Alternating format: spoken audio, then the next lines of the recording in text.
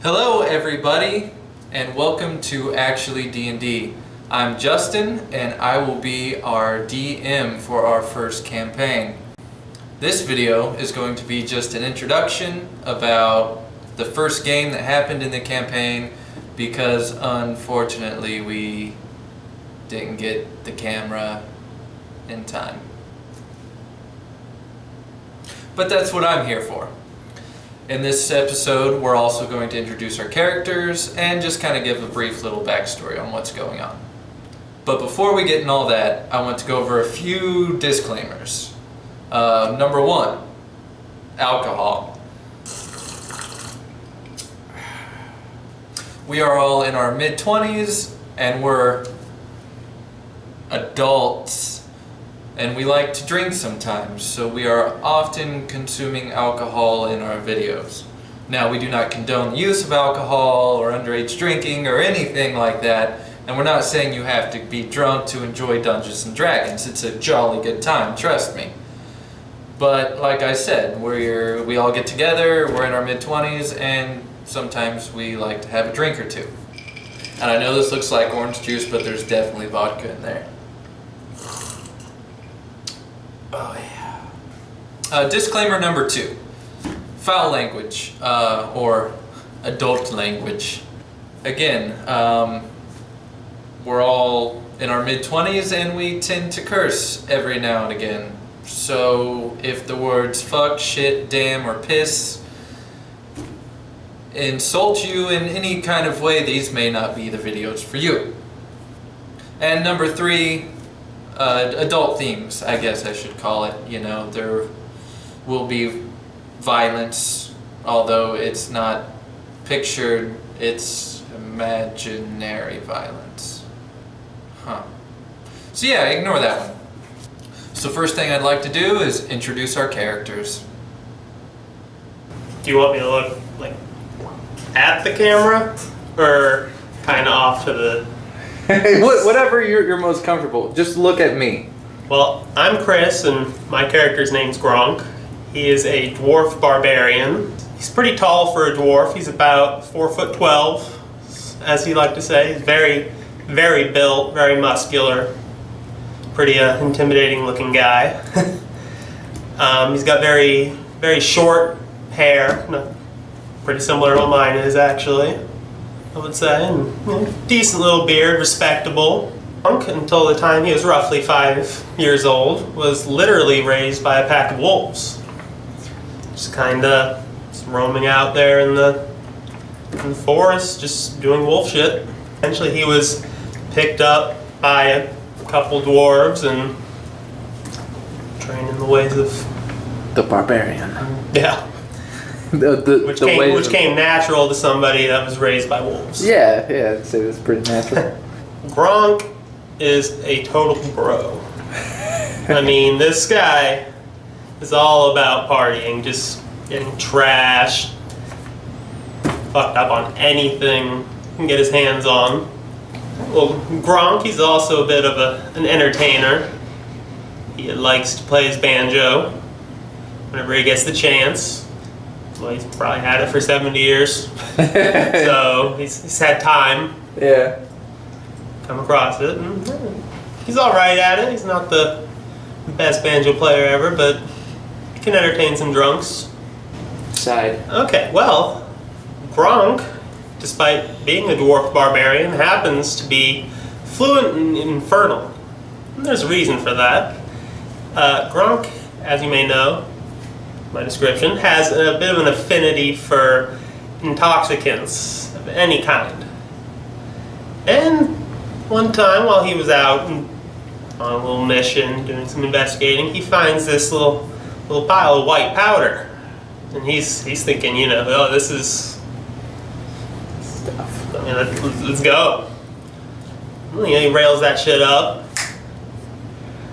And well, now he kind of shares his body with some sort of infernal presence. He doesn't fully understand it or really even notice it, but it's there. We'll see what comes of that in the future. My name's Peter, and my character's name is Rupert. He is a tiefling warlock. Rupert wears robes. Can't remember what color we decided. You remember? I'm feeling like a purple. Okay. Yeah. I mean, that's up to you. I can't remember. Blue. Okay, so he wears blue robes. He has longer white hair and red skin with ice blue eyes. And he carries around a staff. Rupert is a discredited academic. He did all kinds of studying and started in his search for knowledge going into some questionable paths and made a pact with the Fiend, became discredited, and so now he's just kind of wandering around looking for more knowledge, however he can find it. He's confident but kind of withdrawn, like he'll be direct with people, but he doesn't reveal too much about himself. He's a little bit cautious of the holy members of the group. Thinks they might try to persecute him because of his magic, his dark magics. Hi, my name is Manny, and I am playing Alastair Cornington. I am a half-elf priest, cleric, and I am part dark elf, but then part human instead of part human and high elf. He is 6'2". He's very light. He's strong enough to hold mail and keep himself good in battle. Very dark complected for a half elf. He looks very normal, other than the fact of his dark complexion skin. Has eyes like a human though, is like light bluish, takes after his mother. But very slim, fit, good looking fella, if I do say so myself. He is the conception of rape of a young girl by a man that he never knew, which kind of leads into him trying to better his family. He was always shunned by the people in his town due to the fact that he is part dark elf. At a young age, his whole family was slaughtered, and he was taken into the company of a mercenary party who was traveling and basically took him out of the city. After a while, they realized they couldn't keep a child with them; it's just too dangerous, and they dropped him off at an orphanage, which was ran by a church that helps kids get into the program. His mentor and the person who ran the orphanage thought he was to be a disciple and be the next avatar of Theus, but after years and years of learning and reading, he discovered that it's not Theus who's giving these visions, it's Thesis, the sun. He left the church at 16 and traveled, and at the age of 23, he met a young girl, and they got married, and she was with child, and they left to go try to establish himself in another town. And on the travel, she died before the child was born, and that has basically made him who he is. He just remembers that he cannot forget the people that he's lost in his life. He is timid in the fact of that he's socially awkward. He can't really converse too well. He often is lost in thought so much that people believe that he is stupid, which he is not, but he doesn't have any way to rebuttal the fact that he is not. He very kind, very giving. Any person in need he would help if they asked. Sometimes they don't even have to ask, he just knows he needs to help them. But if people start to get to know him, they realize he's a very sad person. But he has an outward expression of being a very happy, go-lucky kind of guy. Has no cares in the world.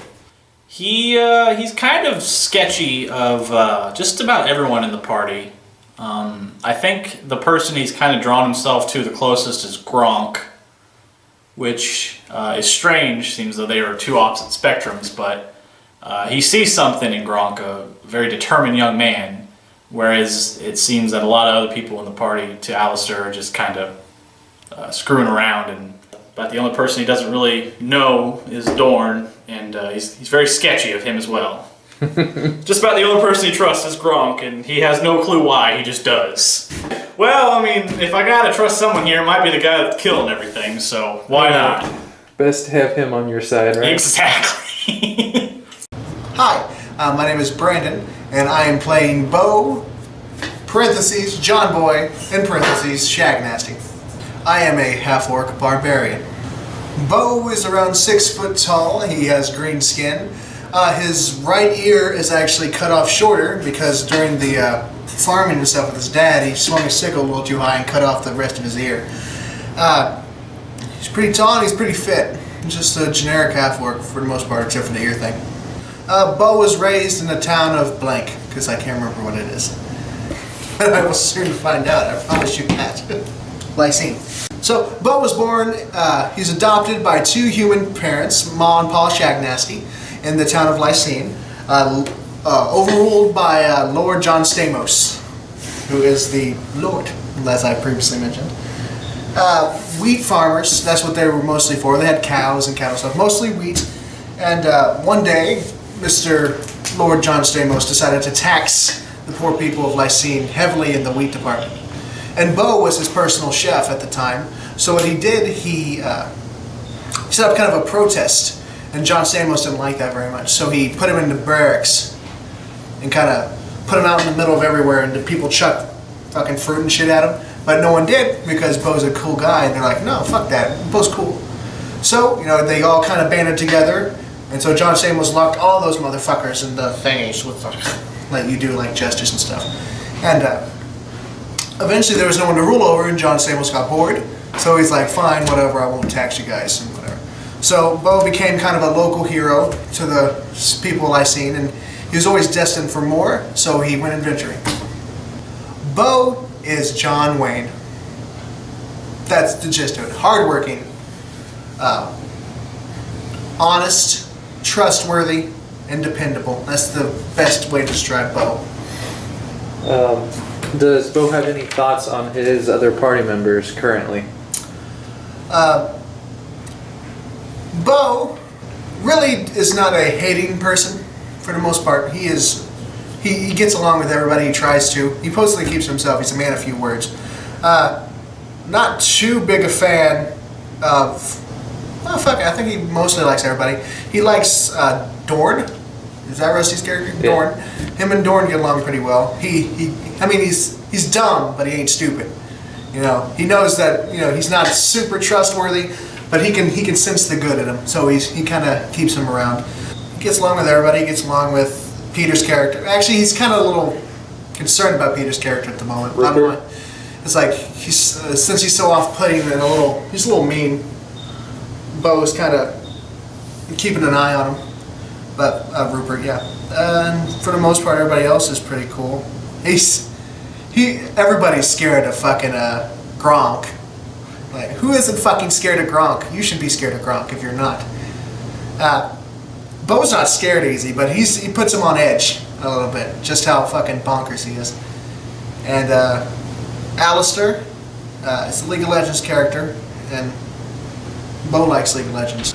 Bo is slowly learning how to use his powers from Theus, who's the god he worships, by the way. He's a paladin. That's what his whole family worshipped, because they're really close to Rolandia and shit. He's learning the ways of the paladin, slowly but surely. Not too much direct training from a paladin himself, more like kind of figuring this shit out as it goes. But yeah, that's Bo. You can also check out youtube.com/popcornmasta for more gaming content. Hi, I'm Rusty. I'll be playing Dorn Tolstag.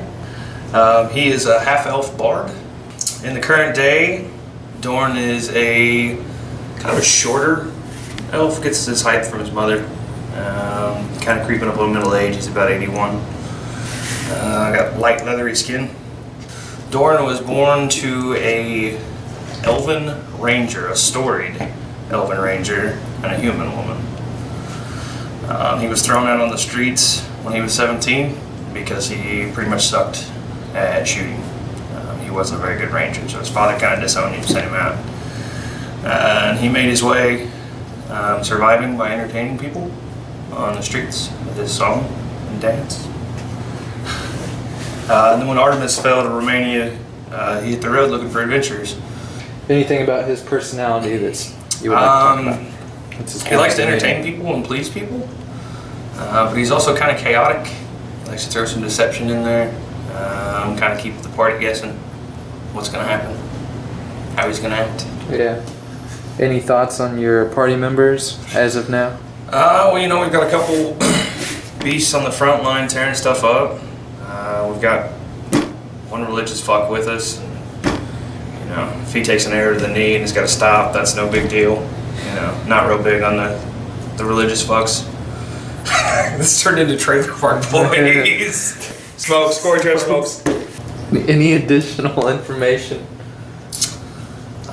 Basically, Dorn's just gonna get drunk, play his loot, and fuck shit up. Alright, now that you guys have met our players and our characters, I will go over kind of a brief synopsis, I guess, over what had happened in the first game. Like I said, we weren't able to film it at that time because we didn't have a camera. Sorry, bros, but I'll fill you in. So, our players started in the city of Dale. There, they met Captain Hamill, who was the captain of the guards in Dale. A message had went out to all adventurers and mercenaries saying that the Harmonious family, who controls Dale, the Lords of Dale, Excuse me. so the Harmonious family had sent out a contract saying that they needed help for adventurers and mercenaries. Swords for hire, anyone looking to do some work for some gold that might involve some violence. So our heroes answered the call and met with Captain Hamill. Captain Hamill informed them that they are to gain information on something called an Erebus, or Erebus. I made it up, I should know how to pronounce it. Erebus, that's how it's pronounced, Erebus. So what our heroes were supposed to do is they are supposed to go up north, because up north Captain Hamill informed them that there seems to be some kind of blight on the land. The crops are failing, people are starving, it's just now winter time, snow has started to settle in, just a light snow, and they don't have food to feed the population at this time. And not only that, but the King Themis Harmonious has declared independence from the Romanian Empire, which that's a whole nother thing. It'd take too long to explain all that, maybe in another video. And some are afraid that they'll come under attack by the Romanians. And while all this is happening, Themis is also marching all of his troops. They're getting all able-bodied men they can and sending them south to Fort Peleos. And so the Harmonious family needs help. They don't have the men to spare to see what's going on up north. And they believe that it might be a magical creature known as the Erebus. And Captain Hamill really wasn't able to inform them on what the Erebus was or what it did. He wasn't really versed in magical things, but he did give them a trail to follow. He said, go up north, we've already sent adventurers and scouting parties up there. One group of adventurers went to the Northern Abbey. They returned with stories of mad people with some foul taint upon them. And the adventurers seem to have dispatched those at the Northern Abbey, but it is now clear that the threat is far bigger than just the Abbey. And also that they had sent scouting parties up north. Now, all the other scouting parties returned, except for the ones that went to Fort Hope. So we also asked our adventurers to investigate Fort Hope and to bring back any kind of evidence or on what this Erebus is, who it is, or how it can be stopped. So our adventurers, of course, accepted the offer and went off.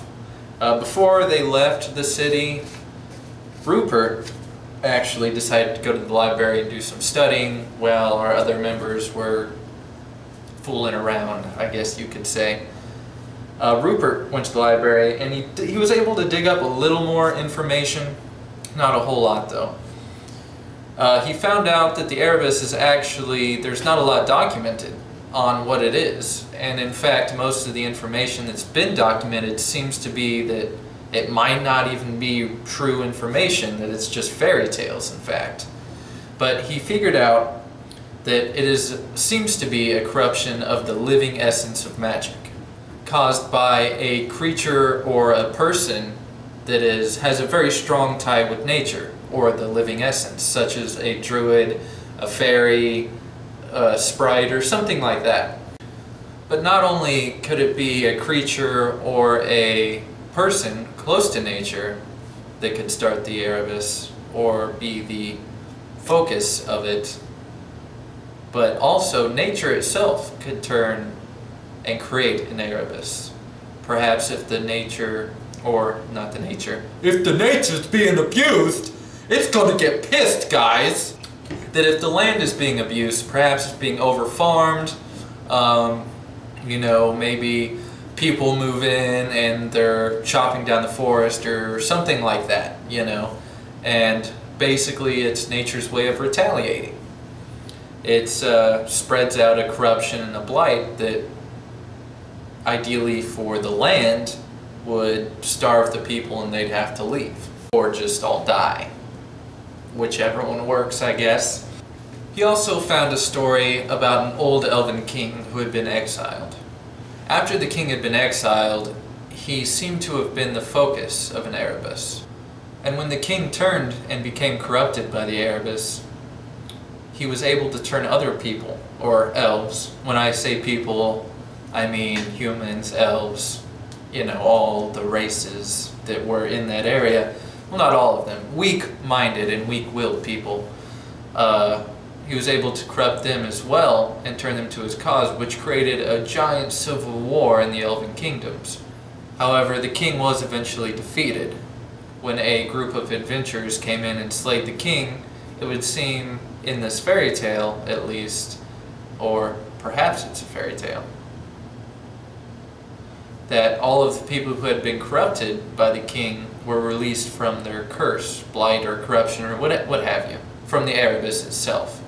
That once the focus is killed, everything else is just kind of freed. It kills the blight. And the other people did some stuff.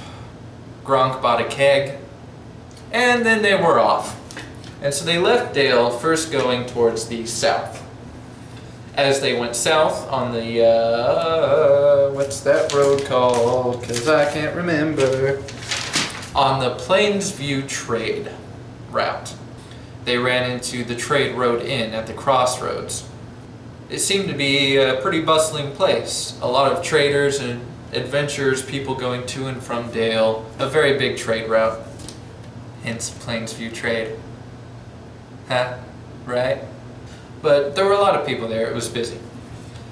And they noticed some kind of sketchy looking guys. About 5 of them sitting in the corner, and they were wearing leather armor that seemed to have been stained red by some kind of dye.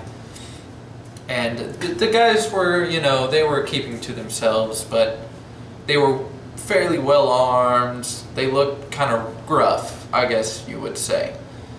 But our adventurers, our party, just kind of ignored it for the time being, got their drinks, but they did inquire to see the owner, a man named Ezekiel. They were eventually able to get a meeting with Ezekiel, who ended up being a very tall, strong-looking, bald, dark-complected man. Human, by the way. Who was fairly polite to them, but our party didn't seem to trust them too much.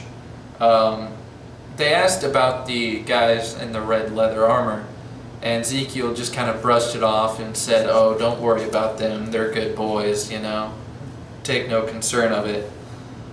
And a raven flew in and landed on Ezekiel's shoulder. He told them that that was his pet named Bingles. Bingles the raven. Gronk didn't seem to like Bingles too much, or Ezekiel.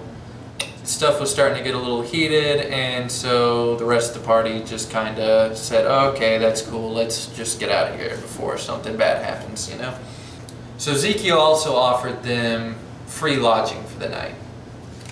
He's a nice guy. I don't know what their problem was. So our adventurers set off to the north on the Bronze Road, towards Lydell. On their way there, they had an encounter with some badgers who attacked them. That was cool. And then they met two bards who were fighting a demon in the middle of the road. They were singing a song about the greatest song in the world. But this wasn't that song. It was just a tribute, you know? You get the reference? Huh? It's Tenacious D. Our party helped the bards, of course, fight the demon. They killed it. It made a big poof. And the two bards introduced themselves as Jack and Kyle. Jack and Kyle asked if they could kind of bunk with the party for the night and set up camp with them. The party said, yeah, why not? While Jack was on watch, he offered to stay up and take watch while everyone went to sleep. Everyone went to sleep, and they woke up in the morning and all of their shit was gone. Well, not all their shit. Not their armor and weapons, but Jack and Kyle seem to have stolen some specific things. They stole a book from Rupert, which is very near and dear to him. They stole a family heirloom of a cowbell from Bo. A broken cowbell. It doesn't even have the thingy. And Gronk's keg. They stole Gronk's keg along with all of their money. So our party wasn't too happy about that, and they decided to follow Jack and Kyle. I think it was Gronk who ended up tracking them, actually, and leading them towards where Jack and Kyle were. And as the party followed the trail, they ran into a group of men who were wearing the same red leather armor that the people were back in the trade road inn. And these people pretty much attacked them on sight. They saw them, they were in the middle of a cornfield while they were tracking Jack and Kyle off the road, and these people pretty much just jumped them out of nowhere. Our party, of course, dispatched of them, picked up Jack and Kyle's trail again, and continued the pursuit. Later in the day, when the sun started to go down, the party came across an encampment. It looked like a kind of temporary encampment, nothing to brag about or anything like that. You know, wooden kind of makeshift buildings with like spike barricades around it. It had 3 watchtowers on it. And they kind of sat outside, waited to see what would happen.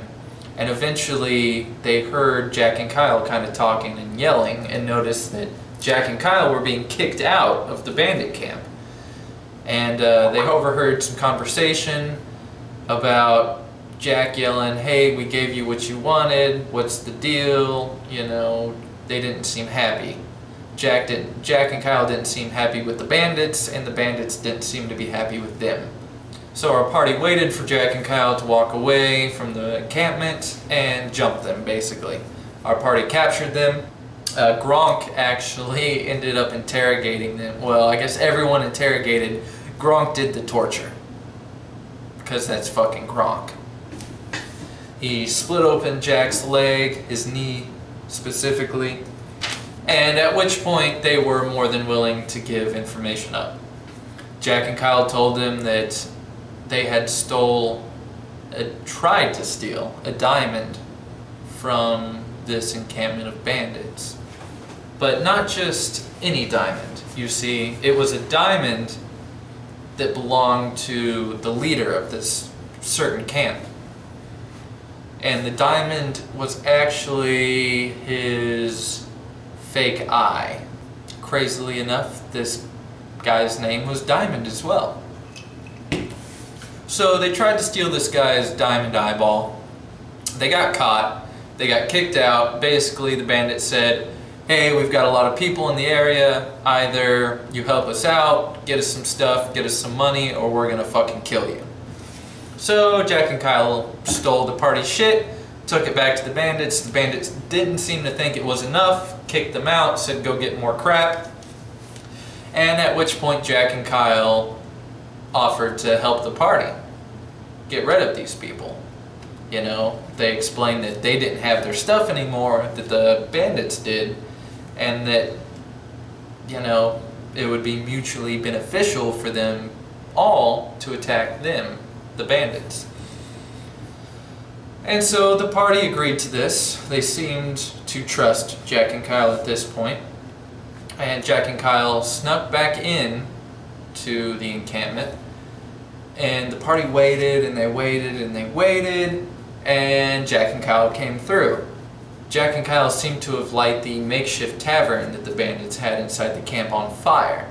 The fire lit up and the men inside the guard tower, you know, focused their attention on it, as well as other bandits started to run out and try and put out the fire. At this point, our party charged in and a slaughter ensued.